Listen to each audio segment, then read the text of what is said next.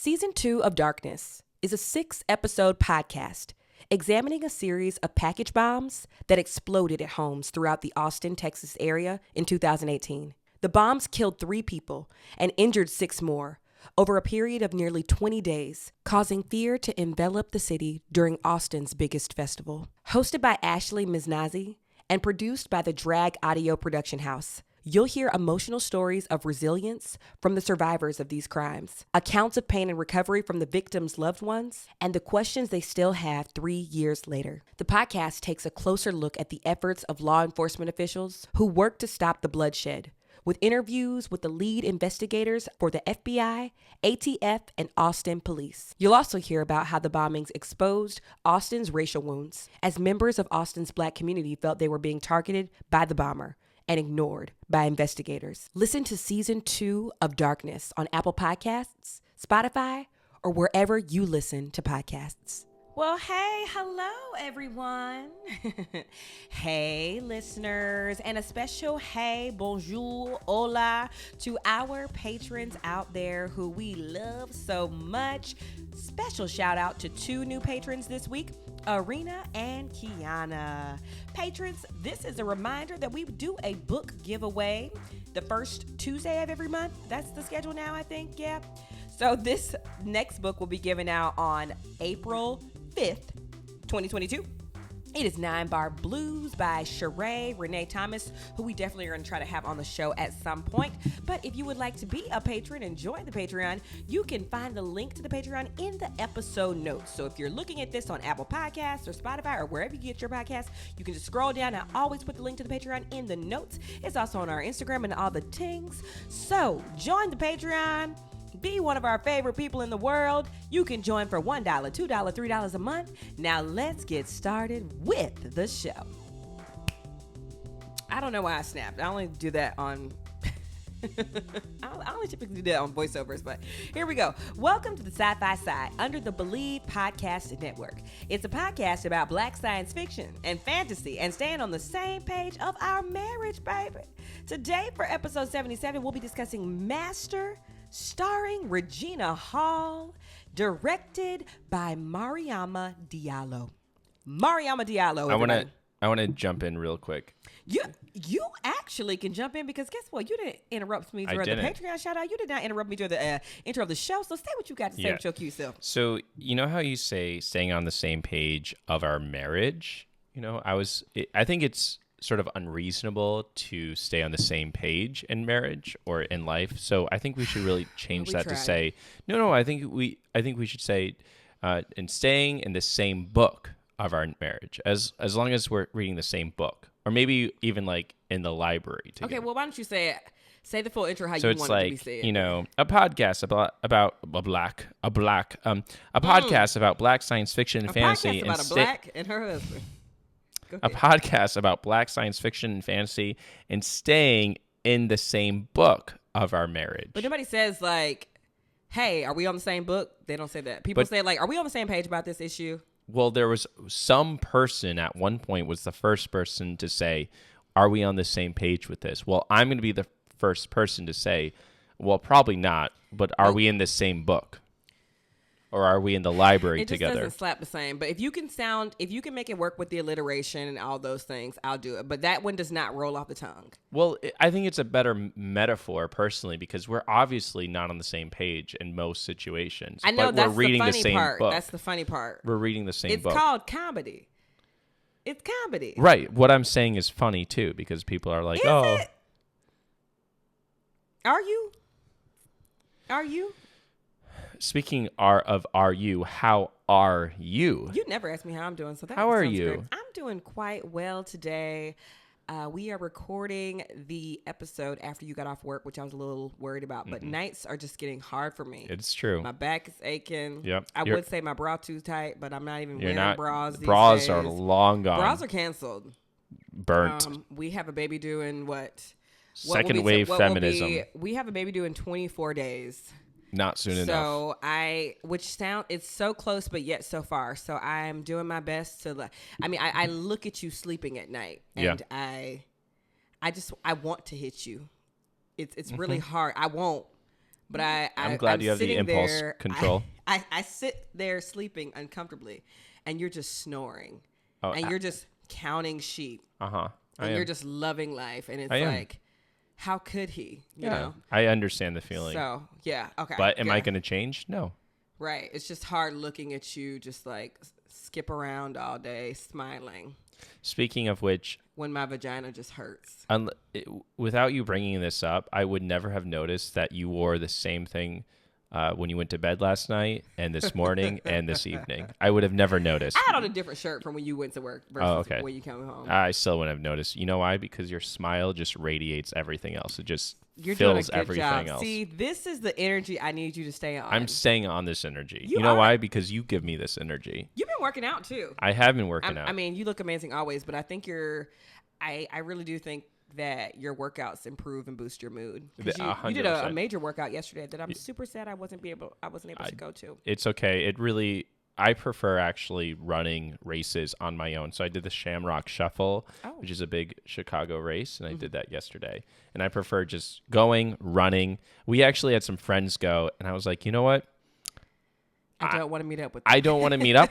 These are like wonderful people who are just they're the most incredible people in the fucking world. And I was like, we actually had multiple Did friends. You text them? Go out I was there like, and meet them. I didn't. I just wanted to run and come back home and continue on with my day. And you did a really good job. I know you like to. For listeners who don't know, Ben was a collegiate athlete and runner, so he's always just comparing what he does now to the glory days, and it's like I have no goals now. Yeah, like there's no point of setting goals for a decade. Like, of course, these numbers and these times are going to be a little bit different. Yeah, but you did a great job yesterday. Yeah, I did. Yeah. I was a minute and a minute and 30 seconds slower. No, a minute and 15 seconds slower than I would usually run this kind of race. What does usually mean? Usually so it's usually what your college for an mile? 8K, I ran it in 6:30 per mile, which I did yesterday. But when I was running, when you were running and when you were in college, just say not in college, because even when I was with you, I did the 15K when we first started dating 5 years ago. I was running the 15K at 5:30 per mile, and so at an 8K, I was doing 5:17, 5:15 per mile, and now I'm back to 6:30, which is fine. I have to but it has nothing to do with my body getting older. It has everything to do with life decisions, like drinking alcohol and not getting. No. So the longer you're with me, the slower you get. Yeah. I guess just say what you're trying to say. I guess with you've made me funnier. And so I'm in spaces that require me to drink alcohol more. You can't be fast and funny. You can't be athletic and alcohol. funny. I haven't drank alcohol in 9 months. Yeah, you have not. That is correct. So if I did not drink alcohol and continue to work out, I could not easily, but I could get back to my glory days. But they're not glory days. I mean, even. You got a baby coming. That's a glory day. It is a glory day. But I do like running fast and having lots of energy, because when I was running that much, I was writing more, I was reading more, and I had more energy when I was exercising that much. I hear you. Not to, jerk my own self off, but metaphorically speaking, right. I am jerking myself off a little bit. Yep. Well, to be fair, let's live in the here and now, because I think it's interesting, because this isn't unique to you, but even as a yogi, and I was a big stepper in college and an athlete before that, playing softball and stuff. It's so hard to compare our bodies to our former bodies, Yeah, it's probably not healthy as well. I know but it's hard not to do, because you'll look at old pictures of yourself. Yeah. Like, even when we both got married, we're always like, look at these pictures of us getting married versus now.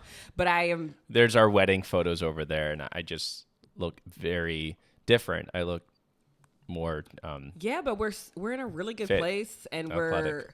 We're even when I think about where we were living in those photos, I'm much happier now. It's I was more toned and more skinny, but I'm way more happy now. Correct. I can't do a chin stand anymore because of this baby, but a handstand is the way to get happiness. I know that's like the yogi of it all. Like that's the big message there always. Like if you can do a handstand, then you're happy. You will reach enlightenment. And it's like, no, we still over here crying. But you look happy. And I'm feeling better. I think finding this balance between working out but also doing fun things as well is important. But I have been running more, and I feel more energetic, and I feel more alert, and I've been drinking a lot less because of you, and I need to be aware. Like if I drink now, it's like 2 beers max, and most of the time it's just 1 beer, because if I get that call like, hey Ben, you got to drive me to the hospital, I do not want to be drunk. And you know me, I will begrudgingly tell them like, nope, don't let him in the birthing center room because he wanted to take shots. Yeah, no shots for me. The only shot I'm getting is a vaccine, and that's it. If you are watching this on YouTube, you will see Ben is repping his Shamrock Shuffle shirt. I ran it 1 year in 2017, maybe. So maybe next year. And I jumped in as a family. I jumped in and ran next to you. You did. I did. I didn't have enough money. I know you didn't tell me that at the time, which I totally would have just paid for it, but. You told me that the other night, and I was like, "That's why you didn't run it." You just ran it next to me. Or the other time, your brother came to visit Chicago during New Year's. Yes. Oh my gosh! Let me tell y'all this freaking story real quick. So one New Year's Eve, I was like, "Oh Ben, like we should do this thing where this party bus will take you from bar to bar. It's like a little bar crawl. It'll be super cute, and it's all inclusive. It includes the bus and the bars, blah blah blah blah." And Ben was like, "Well, I'll just run to each bar." And I was like, "Well, no." I was like, "Well, no, my brother's in town. I want him to meet you. How about like I just pay for all 3 of us?" And you were like, No. I love to run and I'll really like enjoy running. I was like, yeah, but you're going to be running on a beer stomach and all of that. Yeah, Amber didn't understand I was running like 80 miles a week at this point. So you were. So I had the energy, but not the funds. Right. And I was like, what? I was like, why are you being like a man about this? Like, I'll just pay for you because I don't know how far apart these bars are. So a couple of the bars were only like a mile or a quarter mile, but some of them were, I was like, what? I mean, I don't know how long it's going to take them to get here. It's funny because in most cases you beat us to the bar. I beat you to the bar. But also the party bus had like, everybody's dancing on the stripper pole and there was like shenanigans happening on the bus. So I missed it a little. Yeah. So I was just like, okay, I get it. You're a broke hoe. Like I still like you. Like I was broke college kid. Yeah. Maybe that was just at a point around our relationship where you were just trying to really mask like. I was working on my master's and I was in a relationship before where like the person if they had to pay for me, they were really annoyed. Really? Mm-hmm. Oh my God, it was so embarrassing. That's not cool. I mean, obviously like you're not still Oh my God, I went to this person's birthday and I had like $8 in my bank account. And she was like, "You're not helping her pay." I was like, I have no money. Well, her best friend was like, "You're not helping her pay." I'm like, I'm completely broke. Her best friend was like, "You're not going to buy her a birthday drink?" And you're like, "I'm broke." I have no money. Yeah, I didn't understand. I should have like and I didn't have a credit card at that point. Yeah. Well, it was one of those things for me where, because people always look at us now and they're like, how do y'all just get along so well? And how did you know Ben was the one? And people, it's easy for people to think that or whatever. Also, we think the one is stupid, but it's easy for people to think that now when it's like, well, when I met Ben, he was just starting grad school. So he wasn't balling or shot calling, if you will. But I saw, you just had so much promise and potential. And it's like, you're in grad school, so you obviously have goals and you're ambitious. So I can like spot you some money here and there. I mean, and I've also been in the world right now of Netflix where these men are asking these women for like, I'm referencing Tinder swindler and bad vegan. These men are asking these women for like $40,000, $100,000 if you want me to make your dog immortal, And you wouldn't even ask me to buy a $50 pub crawl ticket. So I was just like, Never. Ben, I will buy it for you. Like, relax. Because I had a really steady income at the time I was teaching at the high school. I mean, I wasn't balling out, but you just like refused to let me pay for anything big. So all of our dates were very like, let's go to the dog beach. Yeah. Let's go to the coffee library. shop. Remember we went to the Harold library. Washington Library and we went up to the top floor?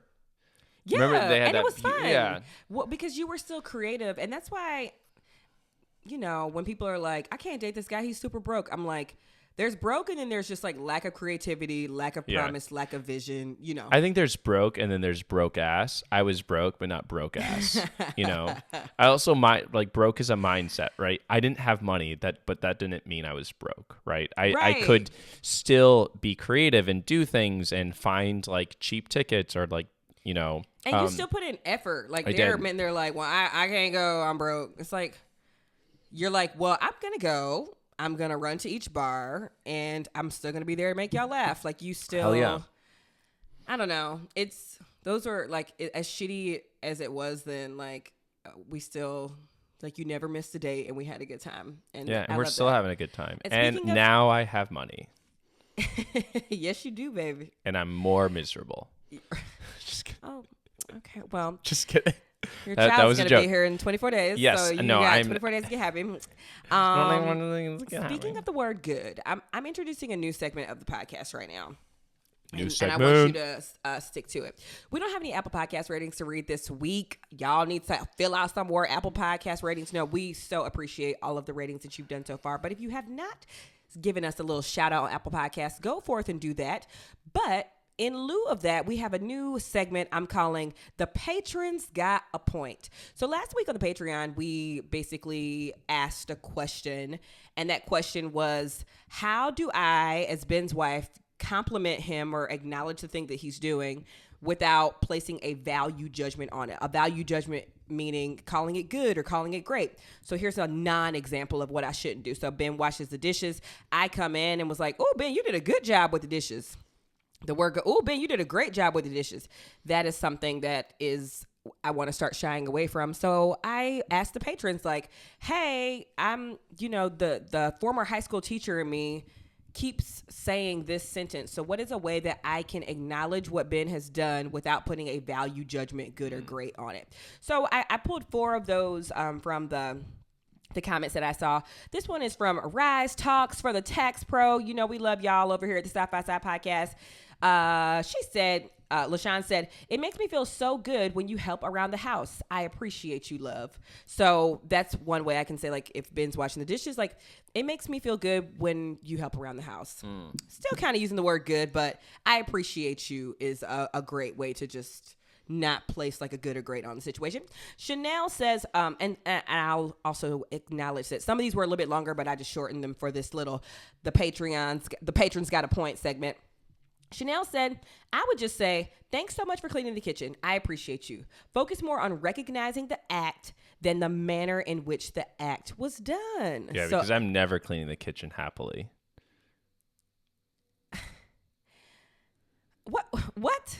So well, I don't come in saying like, oh, you happily clean the kitchen. I come in saying that the job was good, great, not so great. Oh, remember you wanted me to want to do something. You're like, you said something, I want you to want to dress up more. Yeah. I was like, that's never going to happen. It's not, right? So, or last week for my freaking birthday, Ben had on like, just like a sweaty t-shirt that he always wears, or wanted to wear like a graphic tee or something. I was like, Ben, I'm pregnant. I'm not feeling like my most beautiful self. And I put on a jacket. Can you at least put on a nice shirt? And you were just like, I'm taking you out. Like, well, what's the big, huffing and puffing and house will blow down bullshit. Did I sound like that? Yeah, in my mind. Okay. Because I'm thinking like, there's no way he's copping an attitude with me right now. At this. I wasn't wearing it. This third trimester. I was going to wear a collared dry fit shirt, which is a step above a graphic tee. You wore that shirt to work. I did. So you were fully like coming home from a long sweaty day of dealing with the kids and not even willing to change your shirt to take me out to dinner on my birthday, our last birthday as a twosome. And I was just like, come on. on, can I, like, bitches like to feel special. And you did eventually change, and then I felt bad for making you change. Whatever. But I just need to, like Chanel said, focus on recognizing the act more. We got 2 more here. I'm sorry, are you busy? No, I'm I adding things and notes to what we're talking about. Oh, okay. Yeah. Because I can wait. You No, know, I'm adding. I'm listening. I'm adding notes. Well, yeah. why don't you read the last 2 then? Yeah, sure. I'm gonna treat you like a student. Carl, are you listening? Courtney. Carl, why don't you pick up where we were? We got Courtney agreeing with the folks above. It diminishes the perfectionism we're trying to unlearn. So this idea of putting value judgments, perfectionism, we should unlearn it. It's not healthy. It's not attainable. It is stressful. Yeah. Unlearn. I saw a really cool shirt where this person it was a graphic tee. It said unlearn, but it was written upside down. Nice. One of my favorite quotes ever is from Ray Bradbury's Fahrenheit 451. In the front, it says, "If they give you lined paper, write the other way."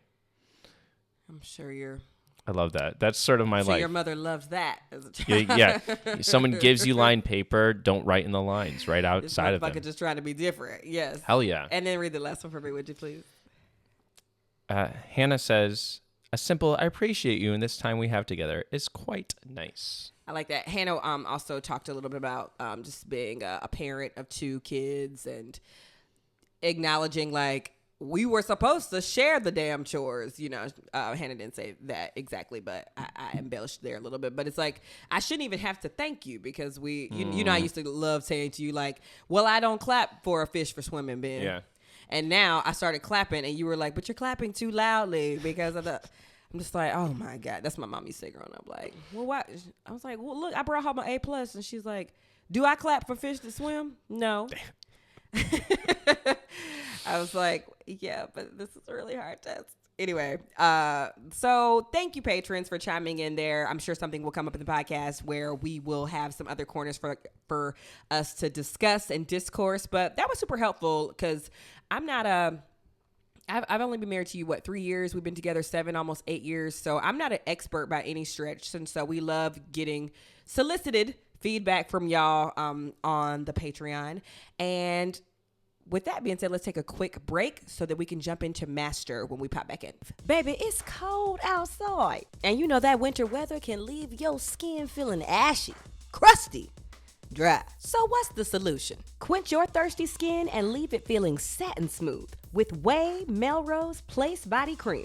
It's fast absorbing to nourish your skin where you need it the most, hydration that lasts and prevents dryness, and high quality nourishing ingredients like squalane, coconut oil, kapwaku butter, and jojoba seed oil. Experience the new OUAI Melrose Place Body Cream and Body Cleanser. Your body, your way. Go to THEOUAI.com and use the code BELIEVE. BLEAV is in the episode notes to get 15% off your entire purchase. That's 15% off your order at THEOUAI.com with code BELIEVE. All right, so we're back. We will have spoilers for this entire film. It is a great film, so we're just going to start saying, like, definitely watch this film before you listen to this, because there is a major spoiler, a huge twist that caught both of us by surprise, and I did not think they were going to do that. And interestingly enough, this plot point, which we'll get to at the end, the director really wanted to happen, but execs were they rebelled against that a little bit, and the director was like, no, this needs to happen. All right, so I just took this quick summary from Digital Spy. So basically, for those who want to just listen before they watch it, it deals with Gail, who is played by Regina Hall, and she's just been promoted to master and is this college Ancaster's first black woman in the post. And then she finds herself supporting this freshman Jasmine, who's played by Zoe Renee, black girl, who is clashing with her professor and Gail's friend, a black woman named Liv, played by Amber Gray. And it sort of deals with first semester freshman Black college girls experience in a predominantly white school. Ancaster is essentially a Harvard in many ways, or a Yale. So it's an Ivy League, New England place. It's fictional, so it's not real, but the director is very much I believe she went to Harvard, and this is inspired by her experience at Harvard for sure. So, yeah, Amber, first impressions, what'd you think about when we were done with this film? I really enjoyed this topic because I know that it's something that we don't talk about a lot because we're always, there is a lot of Black culture and excellence to celebrate at the collegiate level, especially when it comes to like HBCUs and the images that we have of colleges on TV that have had Black representation really do give it a joyful experience. It's kind of like the opposite of slave movies and stuff. Like when I think about Black people in college, I think about like Different World and the Cosby Show.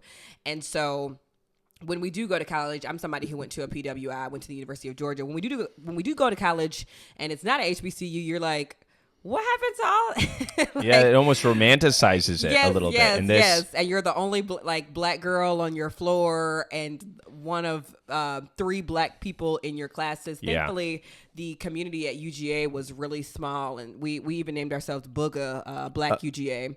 University of Georgia. Right. Yeah, I said the University of Georgia when I first... My bad. Intro to school. But if I didn't, thank you for correcting me. So in Booga, we were very close, and we did have sororities and fraternities and things like that. But I think this really perfectly captured the experience when Black students don't have that.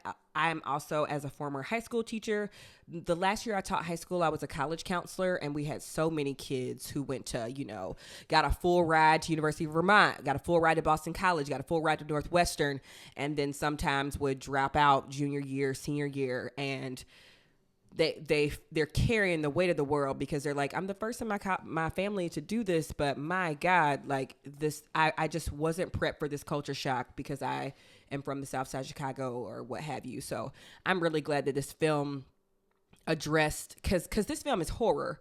So I'm glad that this film addressed sort of the horrors of whiteness once you've air quote made it in college.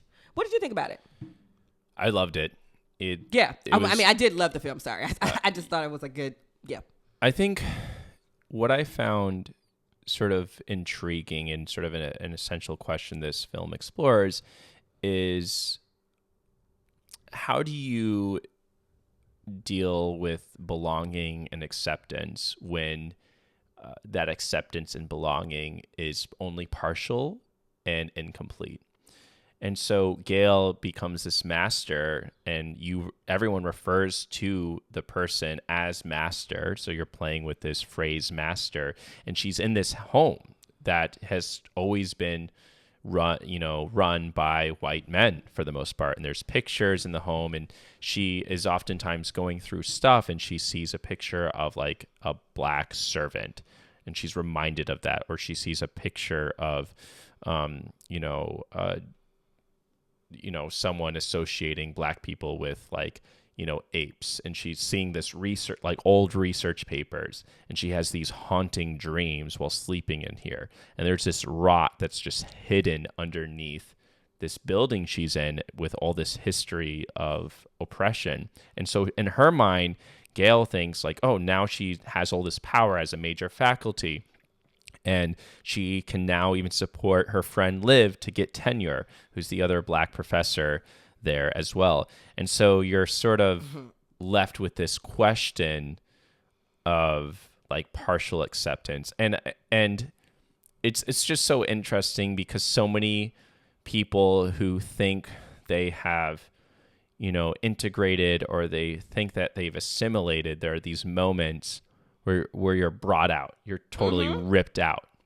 And this film shows that both through like Gail's experience and through Jasmine's experience. Yeah, to be Black in this country and to excel is to not quite excel, because, I mean, even right now we're looking at the first Supreme Court justice being a black woman, the first black woman being elected as a Supreme Court justice, or selected rather.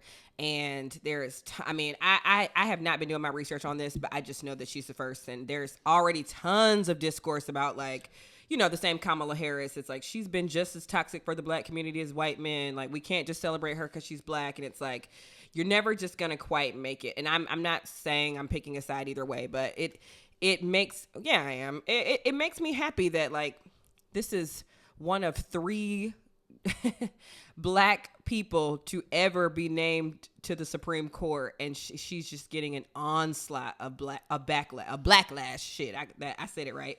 And I'm not even gonna spend time talking about everything why, because I do not have all of the receipts to back up everything. But when you are the first black person, Ruby Bridges, Claudette Colvin on the bus, or Ruby Bridges with the school, or at my college, it was Charlene Hunter Galt. She was one of the first black students at the University of Georgia. And it was, as you can imagine, it was the 60s. So no one wanted to room with her. No one wanted to be in class with her. So it's like, even when you make it, even when you get in, and to compare it to myself, like, even when you're like, this is why I didn't, sometimes on the internet, people are like, you didn't do anything to celebrate when you hit 100 million $1 million on TikTok. It's like, well, what changed? Like, I'm still trying to like convince people that I'm worth a certain rate. I'm still trying to like talk to my social media agent and then argue with her about this rate or whatever. Like, so why? I don't know. Why would I celebrate this milestone? Because I'm like, the work is just beginning at this point. Yeah. And I think this movie did a really great job showing, like, even though you're tenured, even though you're the first master, you're never really truly going to be seen like they are. So you just, not to be a downer about it, but you just keep grinding and keep making milestones for yourself. And I think this movie did that great. And I really enjoyed that this movie because it mirrored Regina Hall's experience. Well, Gail Bishop, I should say, that's her character. Gail Bishop, the master of the house, and Jasmine Moore, the student, the freshman girl, the director did a really great job sort of mirroring their experiences as a freshman and then years later as a professor, because they were sort of in the same level. But this bright-eyed, optimistic freshman arriving on campus, taking all the SATs, doing all the tests, doing all the things to finally get here and still be mistreated. And the only shitty part about that is, it's like, when you finally do reach one of those goals that maybe your family hasn't reached, they really don't want to hear it then. Do you know what I'm saying? Mm-hmm. Because I don't know how much of this can share. Let me know if you need to cut me this later. But Ben has his students right now are sort of going through that process of like getting accepted into certain high schools and things like that. And a lot of pressure is on them. But at a certain point, as Black people, we all surpass sometimes, in a lot of cases, not for me, because my mom literally has a PhD, but for my father, right? Once I got to college, he didn't want to hear anything I was complaining about, because he was like, at least you even got to go to college, blah, blah, blah. And I was like, no, but I'm having trouble with this professor, and I really think that this is not what I think it is. And he's like, well, I don't want to hear it because I didn't even get opportunity, blah, blah, blah. Yeah. And so once you like have maxed out where your family has been or where most of your friends have been, at that point, you really don't have any community, because you can't explain something to people who haven't been a part of it. Or anytime I try to complain to my mom about something social media related, or like just a little hiccup, she's like, yeah, but you have all these followers, like, who cares? I'm just like, cut me off. Well, that's when you have to find a new community. I think that's sort of the key. Is sometimes people think that this foundation that they already had will always remain their foundation. And sometimes some people will just never fully understand that experience you're going through. And that's when you have to find your new community. Mm-hmm. Which is, it's hard for some people to have that disruption in their foundation. But sometimes you have to go, sometimes your foundation rots. So you got to go and replace part of it, which is not fair. Yeah. And it's interesting because people will ask me all the time, 3 people. People ask me all the time. People ask me all the time, how do you make like, that glow work? You are so confident. Like, how do you get around imposter syndrome? Not. And you're kind of like, To be black is to constantly live with imposter syndrome. Like, yeah, I'm not confident. Yeah, I've just You been are an confident, imposter sorry. my whole life, bro. Like, you're always feeling like an imposter. So I've just sort of like, if imposter syndrome is like jumping into a pool of ice cold water, it's just like I've just been in that water longer. So I'm just completely desensitized to like being rejected by something at this point because it's just happened so many times. Like, I try to tell people that all the time, but some things that I really loved that this movie did a lot of big things with that theme, but they also did a lot of, maybe it wasn't subtle. What theme are you talking about? This theme of like the physical and mental, the psychological shock of being a black person on a white campus. Yes. And then they did and did great job with some examples of things that everybody can experience, right? You're the black person at the house party, and then everybody starts saying the N-word in the song that comes on. And you're like, we were having a good night. Now I have to go through this internal conflict of like hearing all these white people shout, there's nigga, a nigga, scene. nigga, nigga, whatever. And then this movie also did a great job with doing some visual things where Jasmine Moore, the freshman, her first day on campus, she came with her curls and things like that. And then like sort of as she starts to try to really fit in with her classmates, her hair is straight for multiple scenes of the movie. So they make that very clear. And then at some point she like recoils it again. So she's going, slowly starting to accept herself. But it just did a really good job with like those things that we were noticing. Yeah, one of the film explores is how do people deal with microaggressions, and Gail and Jasmine sort of approach that in different ways. So at one point, Jasmine is hanging out with her white roommate who has all her white friends in there, and there's a white boy who sees Jasmine, is like, "Who are you?" And then the white boy is like, "Oh, let me guess, Beyonce." And then they start naming like Lizzo, all the black people they know, and Jasmine sort of makes a joke about it, right? Like she sort of shrugs it off. And then there's Gail, who faces microaggressions, and she ignores them. So like you can either like lash out, you can ignore them, and how you face the microaggression sort of becomes a big part of this theme. And I thought that was interesting because the way you deal with microaggressions is with aggression. Me? Yeah. Yeah. At this age. At this age and at this pregnancy stage. I'm like, well, sometimes I assess the pros and cons of addressing this. Because sometimes it's like, am I ever going to really have to talk to this person again? No, like, fuck them. But, or I might overhear something. Like, I remember one time, we probably said this on the podcast before, but one time, Ben's, like, our neighbor who's, like, rarely in town came up to Ben, and Ben was, like, Ben's super friendly, so he was introducing himself, and he was like, I'm Ben, I live at this place, like, we live right across from you, blah, blah, blah. And then something happened where I came outside to just move something, and I was like, hey. And then the neighbor was like, oh, I see what you got there. So he made some comment, and I was like, welcome to I was like, okay, time to go. Yeah, it was weird. I don't think I'm doing a good job describing his reaction, but he just, like, I literally said hey to him and he didn't even acknowledge me. He just looked at you and was like, you got a little something over there. I'm like, excuse me? Like, I'm his wife. I didn't even say anything. I just went in the house. Yeah. And now we've never seen him again. I think he moved. Maybe he got into a car accident. Died. I don't wish that on him, but I was just kind of like, a part of being black sometimes is people like complimenting your hair and doing it to each other, or complimenting you, or just not engaging with you like a human being. It's like, oh, look at your plaything. Or... Yeah, yes. It was very that. And I was kind of just like, I'm his wife and we own this space together, and you are asshole number who or whatever. Yeah. So but if there are things that happen that are a bit more aggressive, and I'm going to have to see this person time and time again, I will definitely knock your fucking block off and just like say like, let me talk to you today about something you said that kind of irritated me. Yeah. and obviously their like heart starts beating or whatever. But I don't even care anymore. I just like address it head on because it's like, what do I have to lose? And sometimes people are actually like super receiving of that information, which is nice. Let's get into the horror aspect of this. Yes, because So- it does have to do with like witches and stuff too. On top of all of this racism and microaggressions, We got witches. and culture shock. It's some witches in this bitches.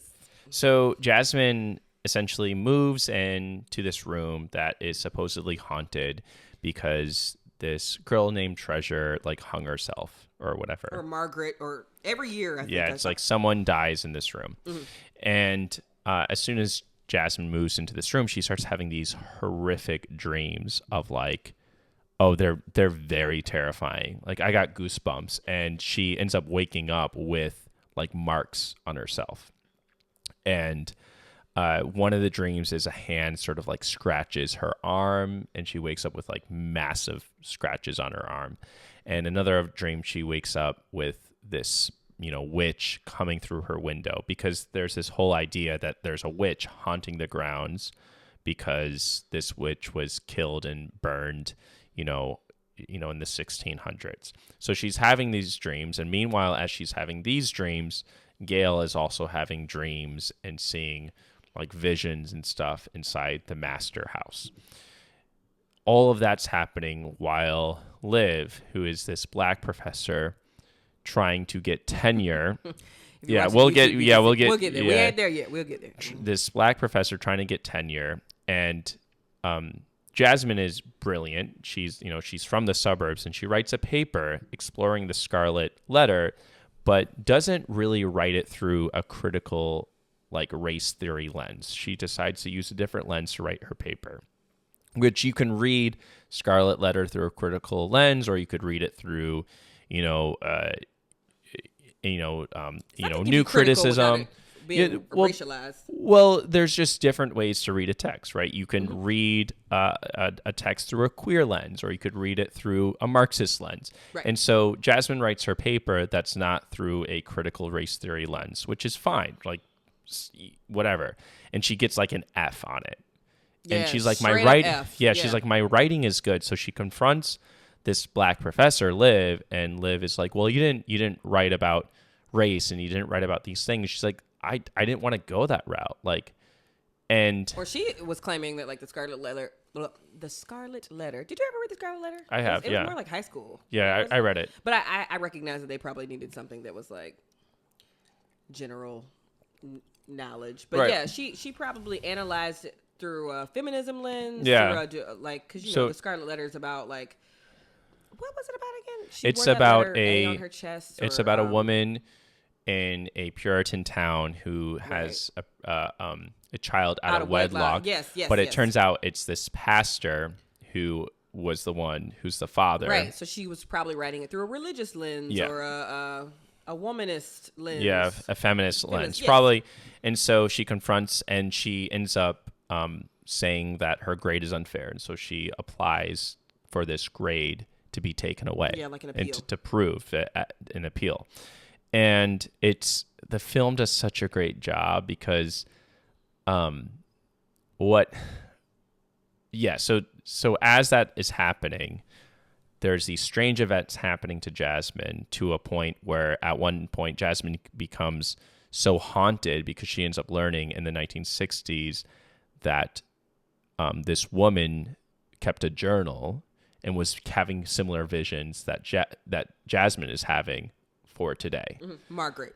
Margaret. It's her name. Yeah, Mm-hmm. Margaret is who actually died. So there's a witch who was killed, hundreds of years ago, and then in the 60s, a black woman, one of the first black women at this college, hangs herself and writes about hearing strange noises at night and all this stuff. As that's happening, Jasmine also gets this bad grade. Once she applies for this grade to be taken away, she starts having like a noose is hung on her door. All these like weird, like racist things start happening to her. A burning cross is put outside, and she ends up, having to go to she ends up feeling like running away and going out and ends up in a hospital, ends up getting really hurt. And what we find out is, I guess, want to help me out here. What other things, like throughout those, like the noose on the door, at the burning cross. And they blur the lines of like what's happening in a dream or in her head and what's happening in real life. And also they're also coupling that with horror that's happening to Gail as well. Like she sees this painting upstairs and it's a painting of her, and it's like maggots running out of its mouth and a moth running through its eye. And they're like, they just do a great job with the symbolism of Black people are always being haunted, no matter what stage of education or growth that they feel that they're reaching in.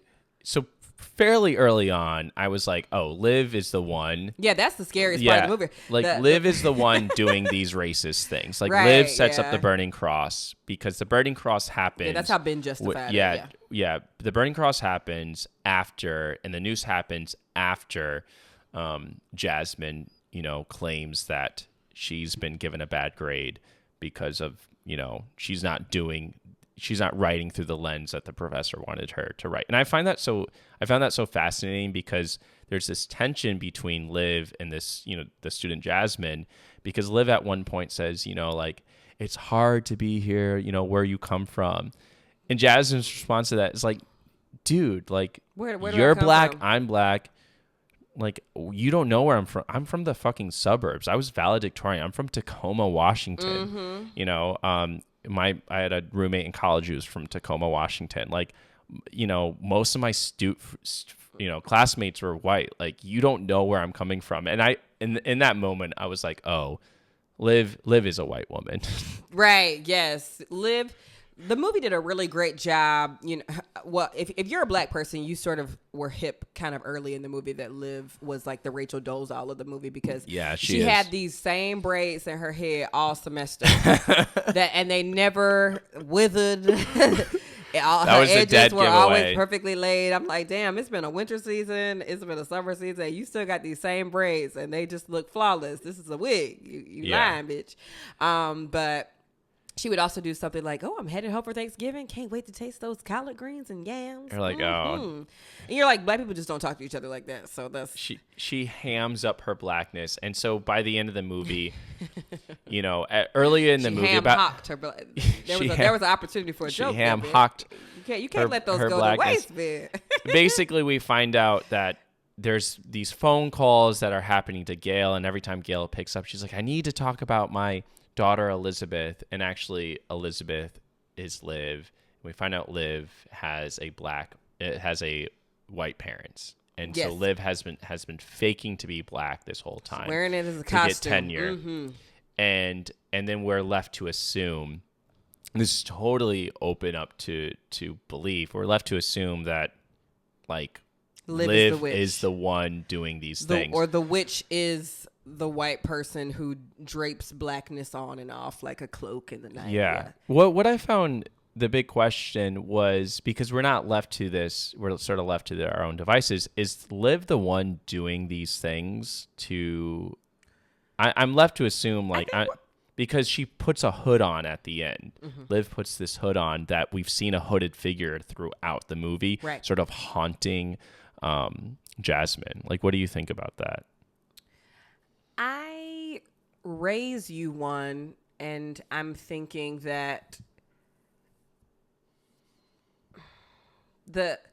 I don't know, but I think a bigger takeaway is that Liv's deception is just as damaging as the burning of the cross or the noose on the door. I think. So I think I found myself being less concerned with like, is she the witch? Is she not?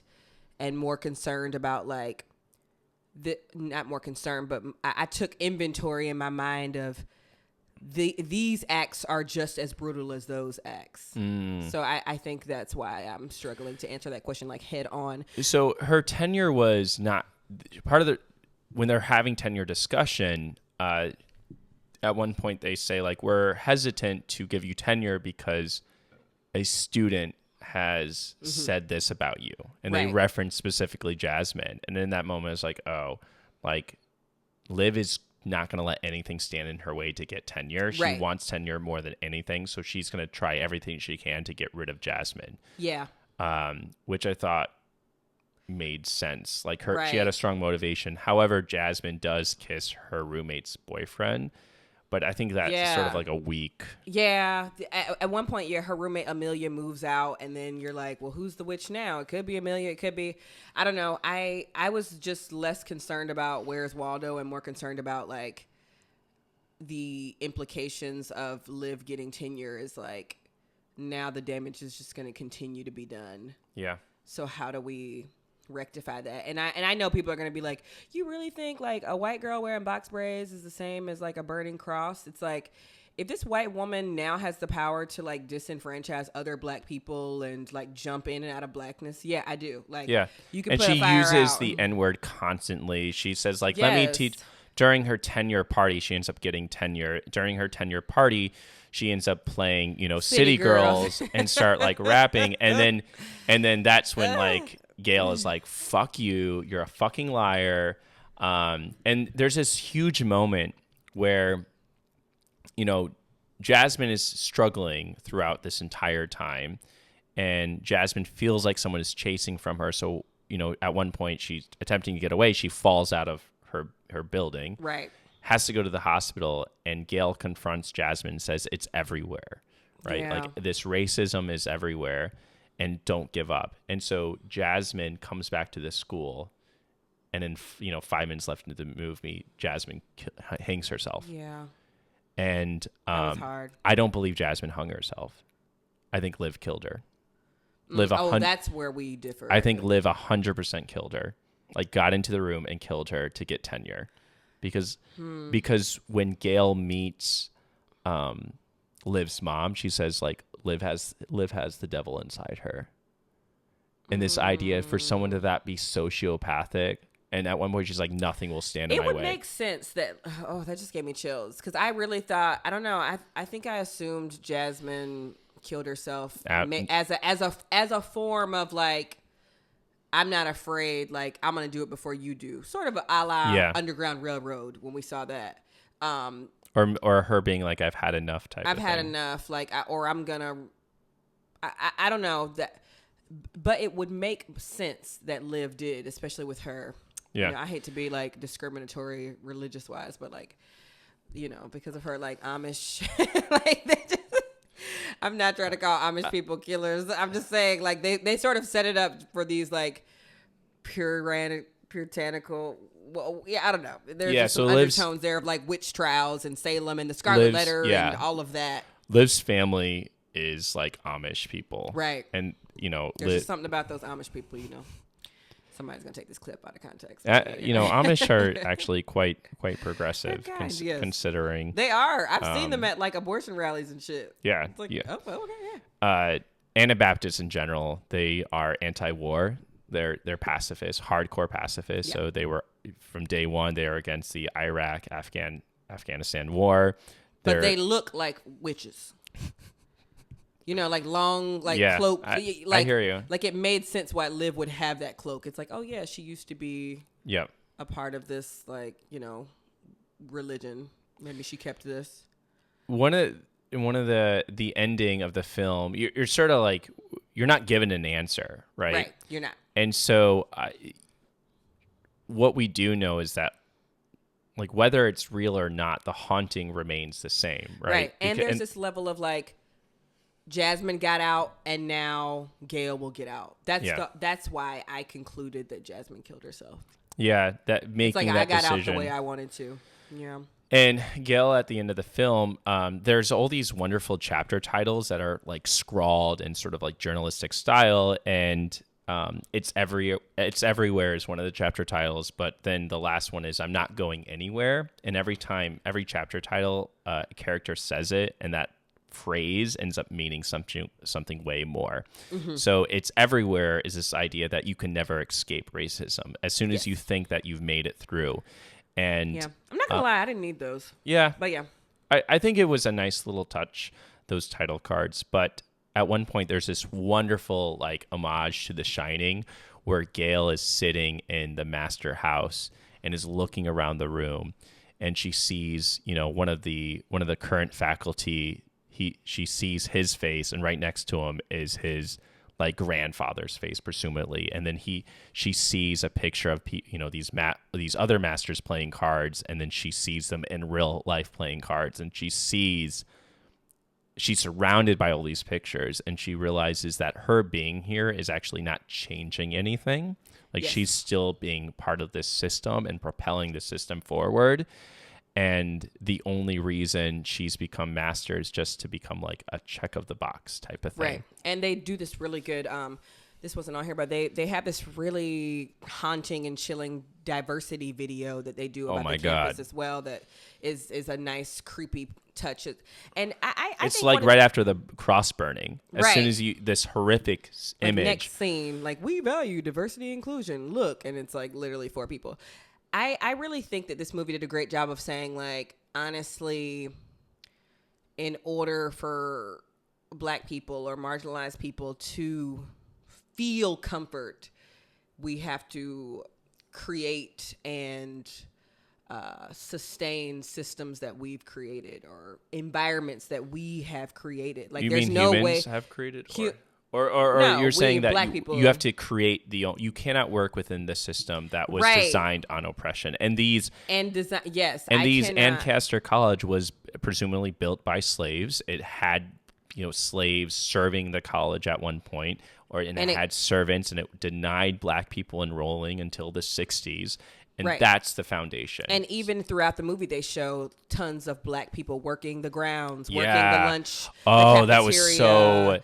Yes, and which is very true. I remember, like, there was definitely a Black lady. I want to say her name was Miss Sandra or something, that worked in the dining hall at UGA, and she was always like very like, "Hey, baby, come on in." To the white students. And the Black ones, honestly, but you know, the movie did a Yeah. nice, like, she only did that to the white students there. But I think the bigger takeaway from the movie are 2 big things. Like, one, there is a horror when people try to wear Blackness as a costume, and that is something that we need to be just as weary of and just as aware of as like when those people are dangerous. they are dangerous. I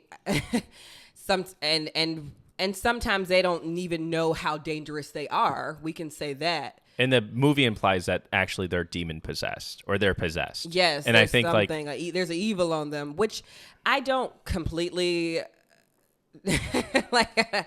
I'm thinking It's a about metaphor. somebody. I have to. I interact with someone who does similar things to that, and because I know this person well. I would not say that there's an evil in them, but there is a danger to what they are doing that they are unable to see. I will say. I think it's also different. There's a difference. Okay, so there's levels of cultural appropriation. Right. So a white woman who pretends that they're Black and says that I'm Black and says this is my culture and I'm only going to grade things that are written through a critical race theory lens and making money and dollars. and I'm making yes. money and will literally because Liv had all the motivation. She burns a burning cross. The school has to make sure that they don't look racist. Of course, they're going to give another it's Black. her. Yeah, it's 100% her doing these things. But I think the question, it can be both, right? Like you can have this haunting, this historical. I think there's a literal. I think the film wants us to believe there's a literal, like malevolent presence. I don't want to say demonic presence, but there's an evil spiritual presence within the film. And there's also Liv, who is Malvoyant. Is that a word? Malvoyant. Yeah.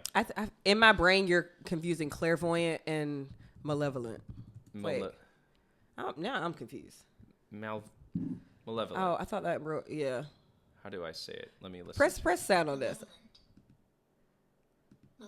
Malevolent. Malevolent. Sorry. Eh. Sorry, my bad. Malevolent. I was homeschooled, so I don't know how to say things clearly. No, it's fine. Malevolent. And I'm Black and was There's probably made fun of in the class trying to be like, oh, you think you got big words? Yeah. There is a malevolent presence, and I don't think I don't think you can distinguish between the two. And Right. I read an interview by the director, and she was like, I wanted it to be open to interpretation. And I'm choosing like, so you're saying there's a big difference between that and like, the white girls on TikTok being like, what's the problem? I can say the N-word. Like, what's like? Yeah, because they're not making money, air quote. They're not. Well, they are. I mean, but they're not saying that they're black.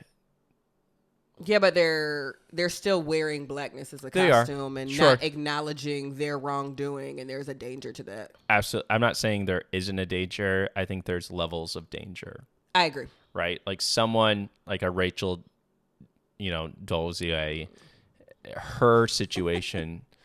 Yeah. Dolezal. Rachel. I think it's Dolezal. I don't know. I'm being Rachel petty. Dolezal probably caused more damage than, like, if we're going to talk about damage and levels of influence, right? Yeah, like, especially when you're like a professor for students. And yeah, you're yeah. I mean, the betrayal of distrust, the betrayal. It's about harm reduction. We're like a white girl saying the N-word. Yes, horrible, not acceptable, disgusting. Yeah, it's like, well, I'm gonna scroll. And whatever. But that white girl's not deceiving black students and not deceiving black academics and not deceiving black people. They're. But like, I think there's a level of like everyone. It's like no matter what harm you're doing at what level. There needs to be some level of accountability 100% that matches that, but it's hard. It's a space where we sort of have to deprioritize, the white twerker on TikTok, and really look at but that's how they become. You know what I'm saying? Like you don't go from zero to Rachel Dolezal. You mutate. You know what I'm saying? Yeah.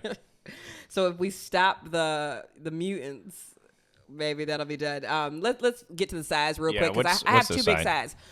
I have two big. Oh, Lord Jesus, it's a fire. One is there was one scene where Gail, a black woman, was jogging at night. That just wouldn't happen. Like she sees something dangerous happening on campus. I've been a black woman all 31 years of my life. That I ain't never seen no black girl jogging at night in the snow. I just think that was the one time I was like, she wasn't wearing gloves either. Well, that's the runner in you said that, but the black in me said like, girl, you wouldn't be running at night. Come on. When we were watching it, you did say that. Rebuttal?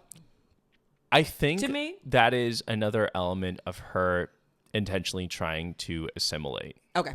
You know what I mean? Like, you can being so like I'm out in this country and the only time I can run it at night, like I'm gonna, I'm the master. Like I can do this. Right. I could see her sort of. It would have been interesting if they had a scene where she's like, I don't know if I should go out run. Right. And her being like, accurate. You know what? No, I'm the master, and her sort of. Yeah. Like white, or maybe another professor says, I'm going to do a night jog. And like, wait, you run at night? Yeah, it's no problem. It's super safe around here. And then her sort of having a quick internal struggle to run at night. Yeah. Yeah. I think you could have done that 3-4 minute scene. So that's the one. My second side, and I will ask the patrons about this so we can have a little something for patrons. The patrons got a point.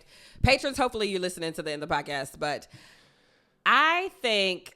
Call me a comedy queen, call me a comedian, but the movie needed a couple of just quick comedy breaks. Like we needed a little, we needed a sigh at some points. We needed a little bit of fresh air. I don't think everything has to be like Jordan Peele, Get Out, but to equate it to that, it's like you can still do Get Out and do horror and then have, the quick like, the funny just to give us a moment, because I think pacing wise we just were sort of on the edge of our seats, and to a point where we weren't on the edge. We were just like, all right, when is this wrapping up? So I think in order to have some nice peaks and valleys and denouement and all, how a story is told, I think we needed just something different every now and then, so everything wouldn't feel so dark and heavy and slow at some points. That's just me. Patrons, let me know if you think the movie needed a little bit of comedic relief or if it was just fine the way it was. I'm going to disagree with you on that. I think the film could have done. That's great. Now the patrons can. I love The Haunting of Hill House was one of my favorite TV shows, limited series, and I loved. There was definitely homages to The Haunting of Hill House where you'll see like hands, like creepy hands coming out. And I could have done more with like gore and more of like supernatural horror. There's this chilling scene where Jasmine looks down the hallway and there's this like witch in a cape, like doing these really extra, bizarre body movements as if she's about to mop something. And I was like, I wasn't really sure what this scene was trying to portray. And I would have liked a little bit more of that, horrific fantasy elements, because that first scene, I was like cooking in the kitchen and cleaning up, and we were watching it, and like a hand comes out and like crawls. Oh my God. We were both just like, oh. Shoot. And that felt like a scene from The Haunting of Hill House type of thing. So I would have liked a little bit more of that. Okay, so I'm going to ask the patrons, do you think the movie needed a little bit more flavor on Amber's side, with a little bit more a comedy, a quip, a pun here or there, or B, do you like Ben sides gore, a little like horror? Yes. Yeah. I like that. That's a good question. I'm sticking in my comedy. With that being said, Ben, why don't you warp up the show? All right. In conclusion, watch on Amazon Prime, Master. It's a great, great film. It's short. It's under 2 hours. Hour and like 45 minutes, so you can do it in a single sitting. Yeah, maybe not even that. Like 1:30. Yeah, I think it's like 1:30. So it's definitely manageable, and it's a really powerful film. Yeah, I agree. Thanks, Ben. Thank you so much for listening to another episode of the Sci-Fi Side Podcast. Up next, we have a Pixar short for you all, which I'm really excited about. It's called 20-something. It is animated by Aphton, Corbin. Black characters. This should take like 10 minutes to watch, so we're going to watch that and discuss. It's a bit of magical realism, and we're going to have a good time. So be sure to watch 20-something on Disney+, the Pixar short, and we will see y'all next week for the show. Bye, y'all.